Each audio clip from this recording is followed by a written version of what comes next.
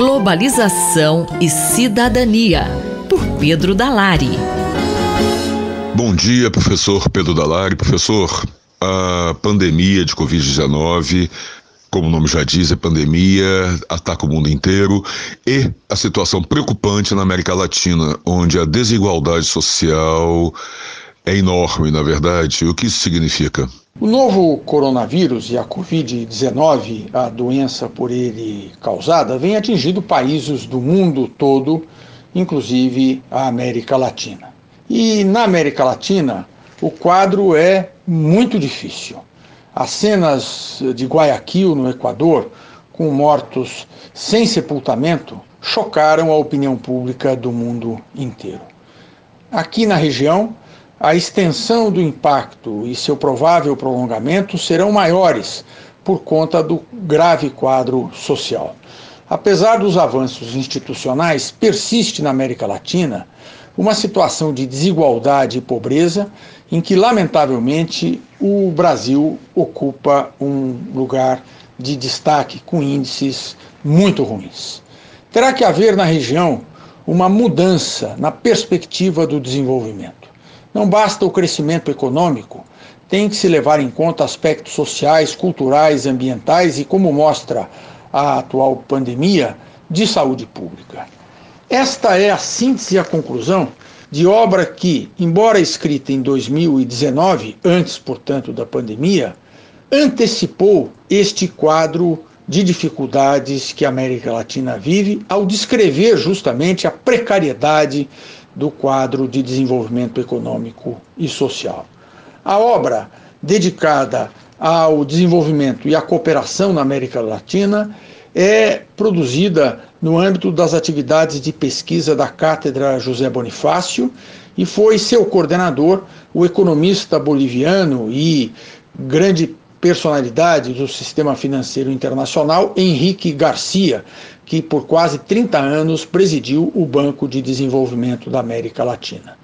Assim como os catedráticos que o antecederam, entre eles o ex-primeiro-ministro da Espanha, Felipe González, Henrique Garcia coordenou em 2019 um grupo de pesquisa e, assim como ocorreu nos anos anteriores, produziu, então, esta coletânea de artigos produzidos pelos pesquisadores que trabalharam com ele, grandes personalidades da atividade econômica e de ciências sociais e também alunos de pós-graduação da Universidade de São Paulo. É uma obra fundamental essa, professor. Qual a sua importância? Trata-se de obra fundamental, de leitura obrigatória para conhecer as dificuldades e os desafios da América Latina, como bem salientou o jornalista Luiz Roberto Serrano, superintendente de comunicação da USP, em resenha que fez sobre o livro para o jornal da USP. O livro está acessível no site da editora da Universidade de São Paulo, a EDUSP, assim como todos os livros anteriores da cátedra. Também é importante ter acesso a uma mensagem comovente de Henrique Garcia por ocasião do lançamento do livro. Na semana passada, de sua casa em La Paz, onde está em regime de isolamento, aquele veterano servidor público internacional de quase 80 anos fez uma saudação anunciando o lançamento do livro numa demonstração, como disse, comovente de respeito pela Universidade de São Paulo e pelo Brasil. Os links para acesso ao livro e para acesso à mensagem gravada por Henrique Garcia estão disponíveis na página da Rádio USP que reproduz esta coluna. Este foi o professor Pedro Dalari que falou com Marcelo Hollenberg para a Rádio USP. Globalização e Cidadania, por Pedro Dalari. Ética e Política, por Renato Janine Ribeiro. Bom dia, professor Renato Janine. Professor, temos sido bombardeados constantemente de informações, de ideias a respeito de tudo que está acontecendo a respeito da pandemia. Mas o quanto isso reveste efetivamente em conhecimento? Uma coisa espantosa é que nunca houve tanta informação quanto hoje em dia. Certamente a parte da população do mundo que está a par da pandemia, do risco de morte, do terror que o coronavírus está trazendo, é muito maior percentualmente do que qualquer proporção que tenha havido no passado sobre perigos existentes. Em 2, 3 meses, essa consciência se difundiu extraordinariamente, ou melhor dizendo, não essa consciência, essa informação. E aí está a questão. Existe uma informação que não vira consciência. Existe algo que está disponível a todos, que as pessoas podem saber dos riscos tremendos que elas correm, que outros correm, e, no entanto, isso não afeta a conduta. É um conhecimento que não afeta a ação. O conhecimento transmitido, as pessoas estão a par, ouvem por parte de autoridades não estou falando poder, estou falando autoridades, gente que tem conhecimento, gente que tem ciência, médicos, profissionais da área de saúde, e, no entanto, a conduta permanece a mesma, como se não fosse acontecer. E por que isso acontece, professor? É claro que é uma campanha absolutamente incompreensível do presidente da República contra as medidas recomendadas por todas as organizações de saúde. E é claro que existem pessoas que se fiam nele, acreditando de alguma forma que ele tem razão. Mas isso apenas recoloca a nossa questão. Por que confiar num político e não no médico? Se você estiver doente, você vai confiar em quem? Vai ao médico ou vai a um charlatão? Vai ao médico ou vai ao vizinho? E aí talvez já tenhamos o começo da resposta. Muita gente vai ao vizinho. Muita gente descrê do médico. Sabemos que, com frequência, medicações prescritas por médicos em postos de saúde não são seguidas. As pessoas tomam uma vez e não tomam mais. Então, existe talvez uma descrença na medicina, existe talvez uma incompreensão do que é ciência, existe talvez uma expectativa de que as coisas vão se resolver por si sós, sem um esforço próprio. E talvez com isso a gente avance um pouco na questão. É preciso um esforço próprio para você sarar. Qualquer doença que você tenha requer um esforço. Esse esforço pode significar você ficar acamado, que parece que não é um esforço físico, mas significa você privar-se de uma série de prazeres, de ações, significa você se alimentar de outra maneira, significa você tomar remédios com uma certa frequência, significa seguir diretrizes, confiar em profissionais, e talvez haja pessoas que simplesmente não querem fazer esse esforço, que preferem acreditar numa solução miraculosa. E esse é outro ponto. O que é o milagre? Está muito bem definido por um dos primeiros padres da igreja. Creio porque é absurdo. Isso é a definição que ele dá da fé. A fé não é acreditar porque não é absurdo.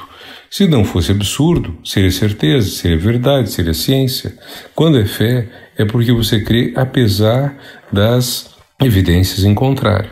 É possível que tudo isso esteja jogando junto, que haja pessoas que estejam esperando uma solução miraculosa. E por isso, quando falam num remédio, até mesmo um vermífugo de cachorro, dizem, isso pode resolver, isso é capaz de nos sarar, de nos fazer bem. Contudo, o risco disso é gigantesco. E é espantoso ver que, nesse momento, em 4 países do mundo, nos quais o Brasil, em que os governos patrocinam esse tipo de indiferença à ciência, mas também em países mais desenvolvidos, também ocorre esse tipo de violação do isolamento, das normas prescritas, etc.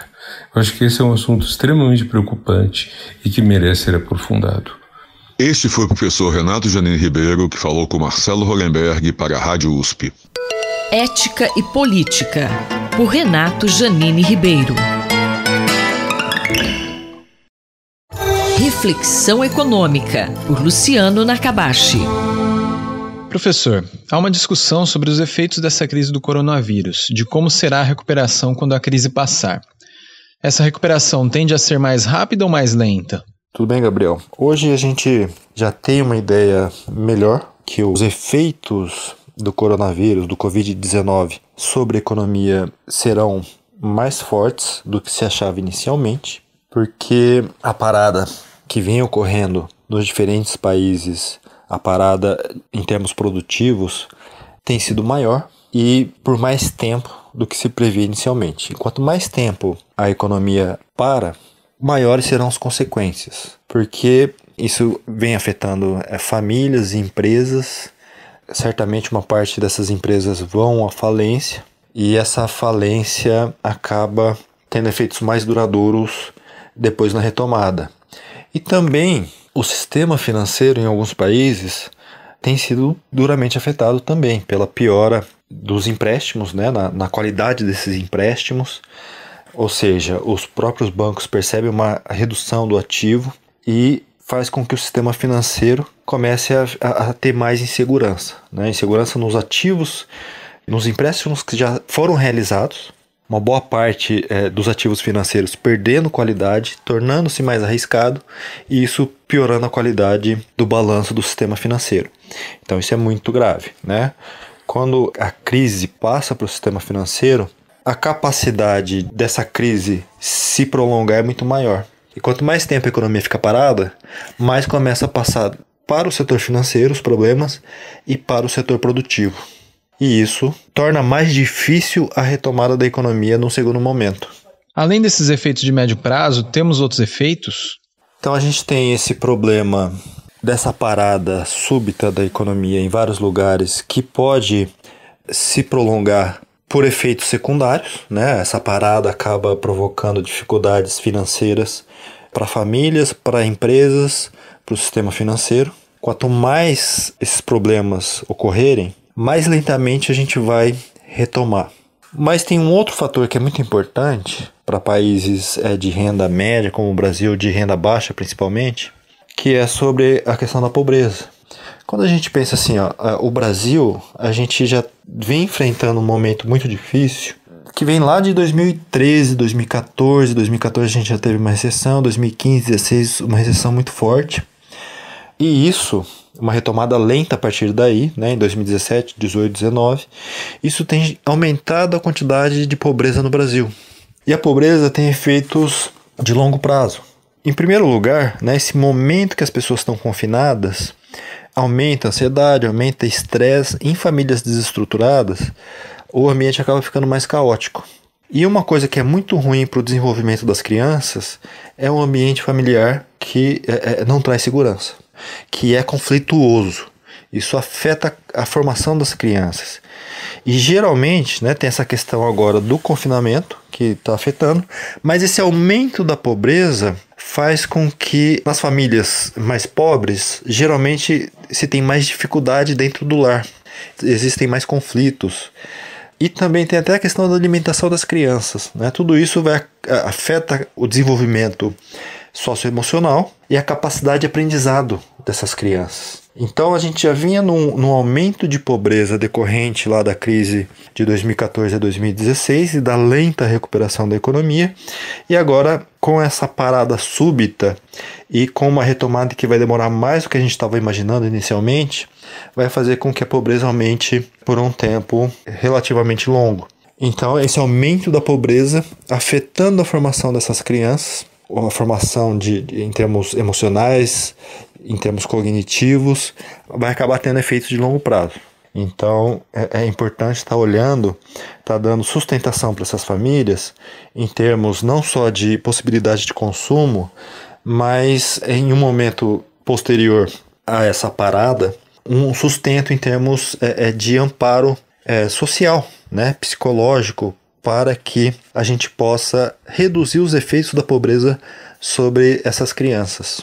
O professor Luciano Nakabashi, da FEA-USP Ribeirão, conversou comigo, Gabriel Soares, para a Rádio USP. Reflexão Econômica, por Luciano Nakabashi. Na cultura, o centro está em toda parte, por Martin Grossman.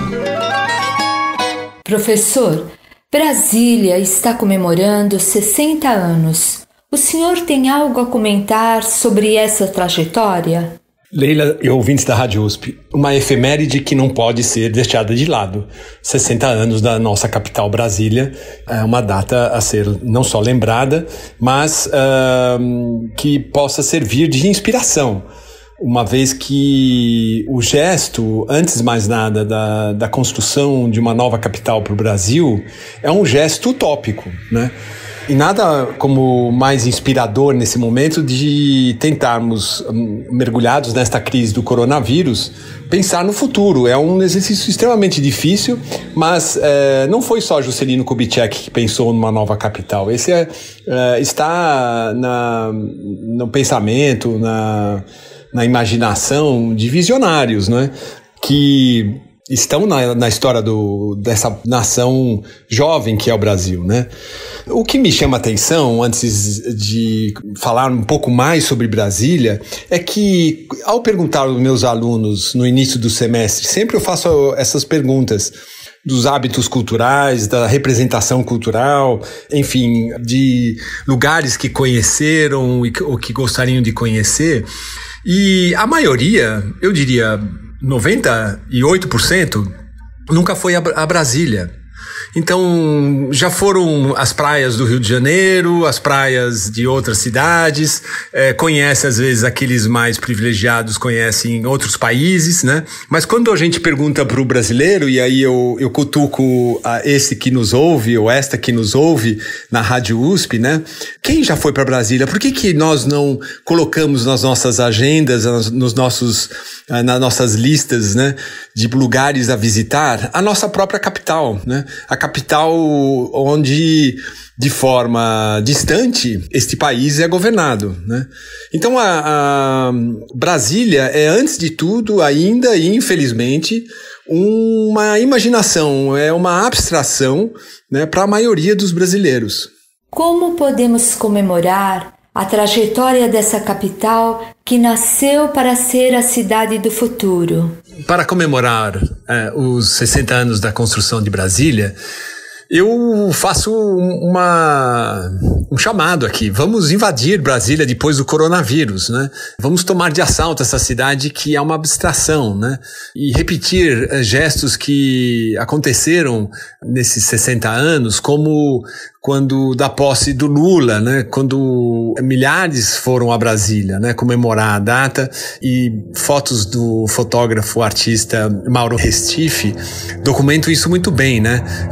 Essa ocupação, né, das pessoas na capital. E também nas manifestações de 2013, quando a gente via aquela movimentação nas principais capitais do Brasil, mas fotos que até hoje são icônicas do povo, né, no Senado, ocupando o seu lugar nessa construção, nessa arquitetura única no mundo, né? Então, a Brasília foi construída, antes de mais nada, pela capacidade criativa do brasileiro, né? Nomes como Oscar Niemeyer, Lúcio Costa, mas não só, né? Porque Brasília teve um concurso para o plano piloto, e desse concurso participaram os principais arquitetos modernistas, inclusive arquitetos ligados à nossa FAU, né? Da USP, a Faculdade de Arquitetura e Urbanismo, né? Como Vila Nova Artigas. Então, foi um momento, e continua sendo, um lugar que nos representa também como nação, né? Uma vez que o modernismo é a forma escolhida para representar esta jovem nação que, como muitas outras hoje, estão numa situação de paralisação devido à crise. Viva Brasília! O professor Martin Grossman conversou comigo, Leila Kiyomura, para a Rádio USP. Na cultura, o centro está em toda parte, por Martin Grossman. Fique de olho, por Eduardo Rocha. A divulgação de conceitos de ciência e o seu uso na vida diária contribuem com a sociedade? De fato, o contato frequente com assuntos de ciência e com elementos de educação científica permite que indivíduos que no dia a dia não estão afeitos a esses conceitos, muito tempo atrás desenhados e apregoados por René Descartes, por Francis Bacon e utilizados até hoje no desenvolvimento de pesquisas, fazer da nossa sociedade um grupo mais crítico em relação às informações, às coisas que são incorporadas e às coisas boas, ruins, que nos acontecem no dia a dia. Muitos veículos de divulgação científica, como algumas seções de jornais, alguns programas e até alguns canais de televisão dedicados, mesmo streaming e canais de divulgação científica na rede permitem que essa divulgação se faça e delas se exige também que os pesquisadores estejam fora da toca, façam divulgação dos seus trabalhos e estejam preparados para lidar com a linguagem do dia a dia na explicação das suas atividades. Essa atividade, chamada de educação científica continuada ou divulgação científica, permite que muitos de nós, mesmo que já estando longe dos bancos escolares e tendo tido a nossa última aula de ciências há décadas, manter contato e estar sempre com a mente aguçada. É diferente da incorporação de tecnologia. Muitas das ferramentas tecnológicas nós estamos aptos a incorporar ao nosso dia a dia, uma vez que elas vêm, em geral, envelopadas com boa dose de difusão mercadológica, com acréscimo de valor de mercado e já difundida dentro da comunidade, fazendo com que um passe ao outro e firme conceitualmente na comunidade. A ciência tem uma linguagem própria, procura ser isenta de valores e de pesos e arroubos momentâneos. Assim, o contato frequente faz com que os indivíduos exerçam a crítica, tanto para os elementos decisórios do seu dia a dia, como também para as novidades científicas que algumas vezes aparecem com ou sem melhor fundamento. Os estudos da visão e da saúde ocular precisam de linguagem simples para ser acessível? Dentro do consultório, ou mesmo explicações em revistas, jornais ou através da onda do rádio sobre problemas da visão, sobre o funcionamento dos olhos, nós recorremos a arquétipos que já estão ficando um pouco antigos. É necessário simplificar o nome das estruturas, o seu funcionamento, para que as pessoas tenham compreensão no dia a dia do que pode estar acontecendo, de problemas que venham a incomodá-los. Curioso é que a linguagem de divulgação científica a respeito da visão e dos olhos nos remete à máquina fotográfica, a antiga máquina com o filme de rolo, com a química sensível à luz e um conjunto de lentes. De fato, uma inversão, uma vez que o olho, já desenhado pelos antigos anatomistas e depois recuperado na Renascença por Leonardo da Vinci, faziam sim, na verdade, da máquina fotográfica uma cópia do olho e não o inverso. O olho que está na natureza, na verdade, não surgiu de nenhum modelo sofisticado de máquina fotográfica, mas o inverso sim é verdadeiro. O que acontece é que nos dias de hoje nós temos máquinas acopladas aos celulares, digitais, em que os códigos sensoriais deixaram de ser fotoquímicos, passaram à linguagem binária, do 0 e 1, e assim, muitas vezes, quando vamos explicar aos indivíduos jovens que nunca colocaram na mão uma máquina fotográfica tradicional, já começaram da era digital para as dos celulares, essa explicação fica um pouco caduca, fica um pouco datada, já muito datada talvez. É hora de criarmos modelos e atualizarmos a linguagem científica também para explicar os aspectos da visão e da saúde ocular sem nos remeter ao velho filme de rolo e à máquina tira-cola. É isso, divulgação científica, uma nobre tarefa, muito importante nos tempos de hoje, para elevar a crítica da sociedade à grande massa de informações difundida a todo momento e prestar um serviço, contas afinal, do que é feito na ciência, na pesquisa e na tecnologia. Eu sou Rosimeire Talamone e nós acabamos de ouvir o professor Eduardo Rocha, da Faculdade de Medicina da USP em Ribeirão Preto. Fique de olho, por Eduardo Rocha. Ciência e cientistas, com Paulo Nussweig. Professor, é possível fazer ciência com espírito crítico em tempos tão conturbados? Caro Júlio, caras e caros ouvintes, a pandemia do coronavírus trouxe drásticas alterações nas nossas vidas. A desorientação nessa emergência é tão grande que estamos testemunhando chefes de Estado, políticos conservadores, fazendo apologia das drogas, cloroquina e hidroxicloroquina. Vemos indivíduos com formação científica e títulos acadêmicos defendendo que os métodos da ciência sejam desconsiderados por serem lentos demais. Em sociedades democráticas, as pessoas são livres para alimentarem as crenças que quiserem, mas políticas públicas devem ser guiadas por informações confiáveis e estudos metódicos buscando soluções embasadas para os problemas. Hoje, não quero falar especificamente de Covid-19. Quero falar da prática dos cientistas e de valores da ciência. Como já disse algumas vezes, cientistas não são movidos apenas por racionalidade. Há muito de paixão no trabalho científico. Mas é preciso saber que, por mais que estejamos convencidos de alguma ideia, são necessárias evidências para sua validação. Minimiza-se, assim, o viés de confirmação, como foi bem expresso por Richard Feynman. A primeira regra é que você não deve se deixar enganar a si mesmo, e você é a pessoa mais fácil de ser enganada por você mesmo.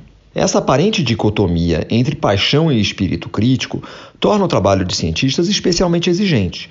Ao mesmo tempo, é preciso empolgação, paixão pela descoberta, criatividade para buscar soluções originais e espírito crítico para testar se não há falhas no raciocínio. Além disso, é necessário ter resiliência. Realmente, apenas tolos se dedicariam a uma atividade tão ingrata. Gosto muito de citar as palavras de Martin Hellman, um dos inventores da criptografia moderna. Segundo ele, Deus premia os tolos. A maneira de chegar ao topo do desenvolvimento de pesquisa original é ser um tolo, porque só tolos não desistem. A pessoa tem uma ideia, fica toda animada, excitada, trabalha e não dá certo. Ela tem uma segunda ideia, fica toda animada, excitada, trabalha e não funciona. Ela tem a 99ª ideia, fica toda animada, excitada, trabalha e não funciona. Só um tolo ainda ficaria animado e excitado com a 100ª ideia. Mas 100 ideias podem ser necessárias para descobrir algo realmente relevante e inovador. Se você não for tolo o suficiente para ficar continuamente animado e empolgado, não terá a motivação, não terá a energia para dedicar o esforço necessário para verdadeiras conquistas intelectuais. Deus premia os tolos. A ciência tem todas as respostas para os desafios da sociedade contemporânea? Ela pode dar respostas rápidas em grandes emergências? A ciência certamente não é capaz de apresentar todas as respostas para os desafios da sociedade moderna. Mas, provavelmente, a metodologia científica nos permitirá formular as melhores questões que merecem ser respondidas, abrindo caminho para as suas soluções. É justamente essa característica de abertura para novas questões, de compreender que todo conhecimento estabelecido pode ser desafiado à luz de novas evidências, que traz solidez e confiabilidade ao empreendimento científico. Muitos cientistas têm crenças, como a maioria dos seres humanos, mas o edifício da ciência não se sustenta sobre essas crenças. Ele está fincado em sólidas evidências com consequências exaustivamente examinadas e debatidas. Portanto, não há respostas imediatas a problemas inéditos. É preciso esperar o tempo necessário para adquirir evidências suficientes. Nesse momento em que a promoção da ignorância encontra tantos adeptos, vale lembrar o discurso de Claude Cohen-Tannoudji, Prêmio Nobel de Física em 1997, ao receber um prêmio na França em 1996. A pesquisa científica é uma escola onde aprendemos a importância do diálogo, da confrontação das ideias, do respeito pelo outro. Quando apresentamos um resultado, é necessário responder às objeções, reconhecer seus erros se existem, refinar seus argumentos para obter a adesão dos outros, aceitar modificar seu ponto de vista se ele não é satisfatório. A atividade científica não é apenas portadora de esperanças para a compreensão do mundo que nos cerca, para a solução dos problemas de energia, saúde e meio ambiente aos quais somos confrontados. Ela traz também àqueles que a praticam um enriquecimento intelectual e moral. Ela contribui para dissipar o obscurantismo e constitui, tenho convicção, uma muralha para nos proteger da intolerância e do fanatismo. Precisamos defender essa muralha. Paulo Nussensweig falou comigo, Júlio Bernardes, para a Rádio USP. Ciência e Cientistas, com Paulo Nussensweig.